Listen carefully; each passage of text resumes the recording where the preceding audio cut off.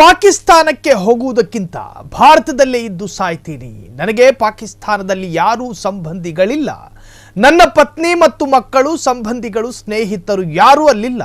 ಸಹೋದ್ಯೋಗಿಗಳು ಇಲ್ಲೇ ಇದ್ದಾರೆ. ನಾನು ಭಾರತವನ್ನ ಬಿಟ್ಟು ಹೋಗೋದಿಲ್ಲ. ಪಾಕಿಸ್ತಾನಕ್ಕೆ ಹೋಗುವುದಕ್ಕಿಂತ ಭಾರತದಲ್ಲೇ ಇದ್ದು ಸಾಯುವುದು ಮೇಲು. ನನ್ನವರು ಅನ್ನೋರು ಯಾರೂ ಕೂಡ ಪಾಕಿಸ್ತಾನದಲ್ಲಿಲ್ಲ. ನಾನು ಯಾಕೆ ಹೋಗಬೇಕು? ನನಗೆ ಪಾಕಿಸ್ತಾನದಲ್ಲಿ ಯಾರೂ ಸಂಬಂಧಿಗಳಿಲ್ಲ. ನನ್ನ ಪತ್ನಿ, ನನ್ನ ಮಕ್ಕಳು, ನನ್ನ ಸಂಬಂಧಿಗಳು, ನನ್ನ ಸ್ನೇಹಿತರು, ಸಹೋದ್ಯೋಗಿಗಳು ಭಾರತದಲ್ಲೇ ಇದ್ದಾರೆ. ನನ್ನವರು ಎಲ್ಲರೂ ಇಲ್ಲೇ ಇದ್ದಾರೆ. ಪಾಕಿಸ್ತಾನದಲ್ಲಿ ಯಾರ್ಯಾರೂ ಇಲ್ಲ. ಜಮ್ಮು ಕಾಶ್ಮೀರ ಪೊಲೀಸ್ ಕಾನ್ಸ್ಟೇಬಲ್ ಇಫ್ತಿಕರ್ ಅಲಿ ಈ ಹೇಳಿಕೆಯನ್ನ ಕೊಟ್ಟಿರುವಂತಹದ್ದು ಅತ್ಯಂತ ಭಾವನಾತ್ಮಕ ಹೇಳಿಕೆ. ಭಾರತ ಬಿಟ್ಟು ತೆರಳುವಂತೆ ಜಮ್ಮು ಪೊಲೀಸರು ಅಲಿಗೆ ಸೂಚನೆಯನ್ನ ಕೊಟ್ಟಿದ್ರು. ತನ್ನ 8 ಮಂದಿ ಸಹೋದರರ ಜೊತೆಗೆ ಪಾಕಿಸ್ತಾನಕ್ಕೆ ಹೋಗುವಂತೆ ಸೂಚನೆ. ಆದರೆ ಕೇಂದ್ರ ಸರ್ಕಾರದ ವಿರುದ್ಧ ಜಮ್ಮು ಕಾಶ್ಮೀರ ಹೈಕೋರ್ಟ್ಗೆ ಅರ್ಜಿಯನ್ನ ಸಲ್ಲಿಸಿದೆ. ಇಫ್ತಿಕರ್ ಅಲಿ ಸಹೋದರರ ಗಡೀಪಾರು ಮಾಡದಂತೆ ಹೈಕೋರ್ಟ್ ಆದೇಶ.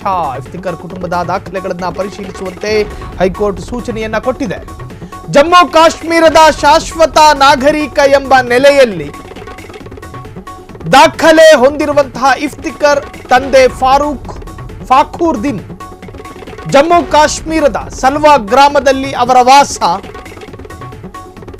17 ಎಕರೆ ಭೂಮಿ, ಮನೆ ಹೊಂದಿರುವಂತಹ ಇಫ್ತಿಕರ್ ಕುಟುಂಬ ಪಾಕಿಸ್ತಾನಕ್ಕೆ ಹೋಗಬೇಕು. ಗಡೀಪಾರು ಆದೇಶ ಬಂದಿದೆ.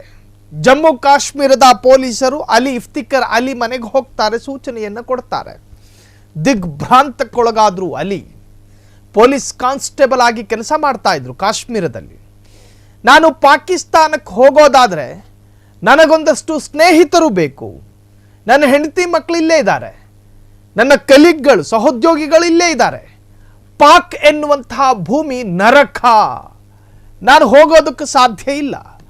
ಭಾರತದಲ್ಲಿ ಅತ್ಯಂತ ಮಾನಸಿಕವಾಗಿಯೂ ಮತ್ತು ಭಾವನಾತ್ಮಕವಾಗಿಯೂ ನನ್ನ ಭಾರತದಲ್ಲಿ ನಾನು ಹೊಂದಿಕೊಂಡಿದ್ದೇನೆ. ನನ್ನಲ್ಲಿ ಶಾಶ್ವತ ಕಾಶ್ಮೀರಿ ನಾಗರಿಕ ದಾಖಲೆ ಇದೆ. ದಯಮಾಡಿ, ದಯವಿಟ್ಟು, ಅತ್ಯಂತ ಕಳಕಳಿಯ ವಿನಮ್ರ ವಿನಂತಿ, ನಾನು ಭಾರತ ಬಿಟ್ಟು ಪಾಕಿಸ್ತಾನಕ್ಕೆ ಹೋಗೋದಿಲ್ಲ. ಪಾಪ ಮನುಷ್ಯ ಜಮ್ಮು ಕಾಶ್ಮೀರದ ಸರ್ಕಾರದ ಜೊತೆ ವಿನಂತಿ ಮಾಡ್ಕೋತಾನೆ. ಕಾಶ್ಮೀರ ಕೇಂದ್ರ ಸರ್ಕಾರದ ಆದೇಶದ ವಿರುದ್ಧ ಹೈಕೋರ್ಟ್ಗೆ ಮೊರೆ ಹೋಗುತ್ತೆ.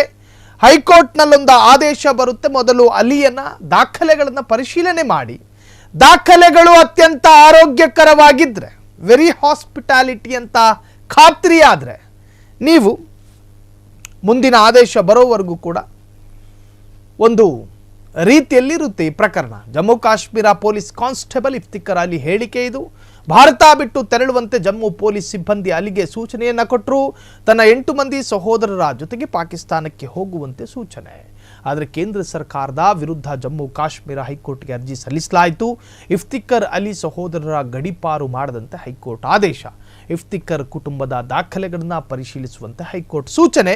ಜಮ್ಮು ಕಾಶ್ಮೀರದ ಶಾಶ್ವತ ನಾಗರಿಕ ಎಂಬ ನೆಲೆಯಲ್ಲಿ ದಾಖಲೆ ಹೊಂದಿರುವಂತಹ ಇಫ್ತಿಕರ್ ತಂದೆ ಫಾಖೂರ್ದೀನ್ ಜಮ್ಮು ಕಾಶ್ಮೀರದ ಸಲ್ವಾ ಗ್ರಾಮದಲ್ಲಿ ವಾಸ ಇರುವಂತಹ ಕುಟುಂಬ ಈಗ ತಾತ್ಕಾಲಿಕ ನಿರಾಳರೋ ಅಥವಾ ಶಾಶ್ವತ ನಿರಾಳರೋ ಗೊತ್ತಿಲ್ಲ. ಎಲ್ಲವೂ ಕೂಡ ಕಾನೂನಾತ್ಮಕವಾಗಿ ಖಾತ್ರಿಯಾದ ನಂತರವಷ್ಟೇ ತಿಳಿಯಬೇಕಾಗಿದೆ.